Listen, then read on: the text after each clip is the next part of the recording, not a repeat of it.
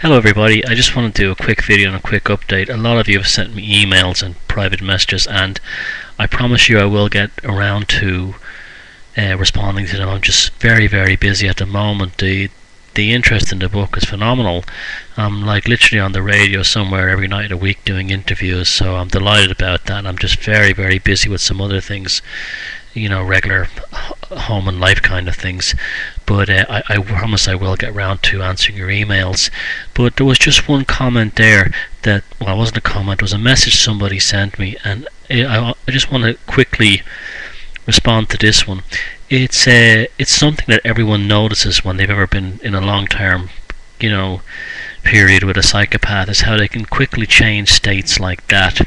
For instance, you could have a psychopath who could have a blazing row over something, and then, well, a minute later or 5 minutes later, they act like it never happened, where you could be still in a state where you're coming down from that, you're still rattled, you're still shaken, you still can't believe what the event was like, and yet they are acting as if it never happened because of their feral psychopathic nature. They live in the moment. There simply is no past for them in an emotional sense.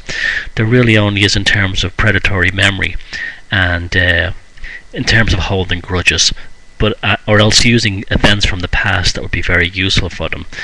But that's another reason when people are in a long-term relationship with a psychopath and they break up, the psychopath, it just means nothing to them. They may be angry that you didn't sort of, grovel to them enough, or something like that, but it just means nothing. It's just over, and they're like they have no concept or understanding that a long-term relationship has ended.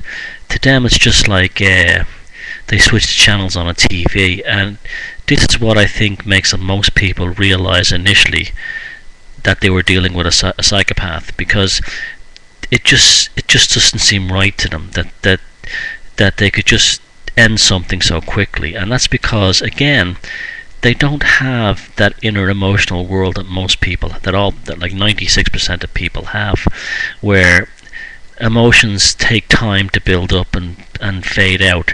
They live absolutely within this feral moment, and this can be a very traumatic experience for a person. This is why they also act kind of strange, and a lot of fake emotions come out at things like a particular crisis event. They go for authenticity, but they miss the mark by a mile. They can tend to lay it on too thick at funerals and stuff like that. They can tend to, if something happens on TV, they will say it was a great tragedy. The average person would just go, oh, it's pretty sad. It's really, I feel bad for those people. But they'll be screaming things like, what about the children? And they'll really be into it, like, and it's what they're really trying to do is trying to fake a sense of humanity that hopefully that you will believe. So that's one of the things that you'll always know about psychopaths, is they can switch emotional states almost instantly. And if you're in a relationship with a psychopath and they can blow up and have these tremendous fits of anger, and if it's over instantly and they're acting like nothing ever happened, 9 times out of 10 you're dealing with a psychopath. You need to get away from that person, because they're just gonna be a horrific experience in your life, and no good will ever come out of it. So again, I promise I will get around to answering all those emails and private messages in time.